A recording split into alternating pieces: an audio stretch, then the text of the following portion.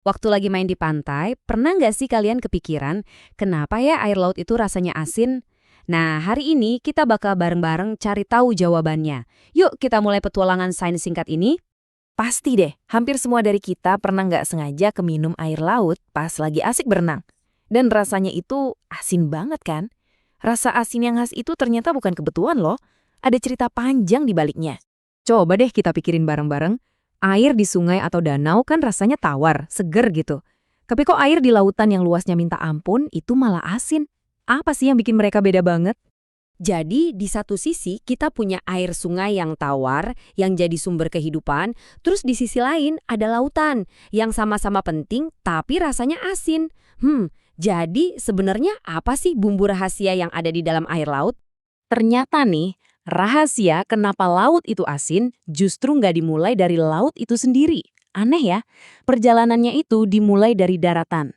Ini adalah sebuah kisah perjalanan epik yang udah terjadi jutaan tahun lamanya.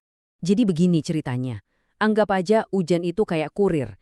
Setiap tetes air hujan yang jatuh ke tanah, dia itu sambil mengikis butiran-butiran mineral super kecil dari bebatuan dan tanah, termasuk yaitu tadi garam.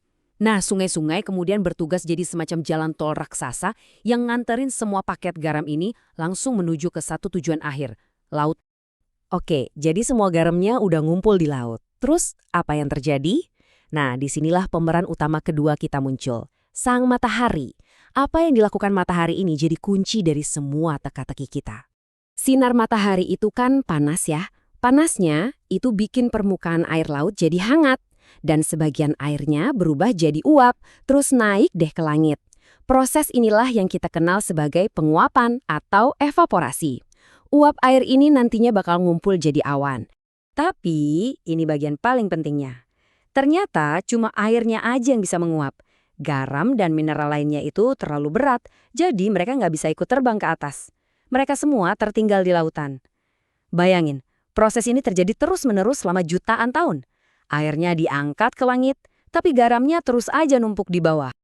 Proses ini yang terus berlanjut tanpa henti, akhirnya membuat lautan jadi makin asin. Sebagai gambaran aja nih ya, saking banyaknya garam di laut, kalau semua garam itu kita angkat dan kita sebarin di seluruh daratan di bumi, itu bisa membentuk lapisan setebal 150 meter.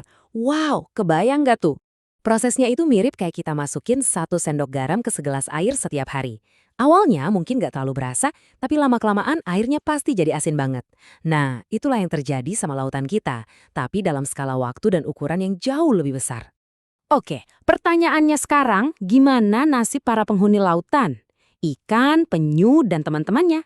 Kita aja makan keripik yang keasinan kadang protes. Gimana mereka bisa hidup nyaman di lingkungan yang super asin gitu ya?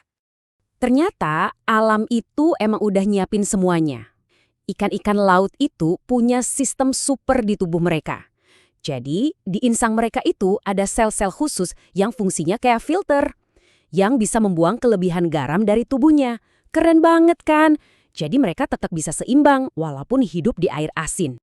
Dan ternyata, semua cerita tadi itu adalah bagian dari sebuah siklus raksasa yang sangat penting bagi planet kita. Namanya adalah siklus air. Jadi, ini adalah sebuah putaran yang nggak ada habisnya. Air dari laut menguap, jadi awan, turun lagi sebagai hujan di daratan, terus ngalir lewat sungai, dan akhirnya balik lagi ke laut sambil bawa oleh-oleh garam baru. Setiap tetes hujan yang kita rasakan, itu dulunya adalah bagian dari lautan. Jadi, kalau mau disimpulkan secara sederhana, laut itu asin karena dia adalah terminal akhir dari semua garam yang diangkut oleh sungai dari daratan selama berjuta-juta tahun. Sesimpel itu. Jadi kesimpulannya, laut jadi asin bukan karena ada yang iseng naburin garam, tapi karena sebuah perjalanan alam yang sangat panjang dan luar biasa. Keren banget ya cara kerja alam ini. Jadi penasaran, kira-kira misteri keren apa lagi ya yang masih disembunyikan alam dari kita?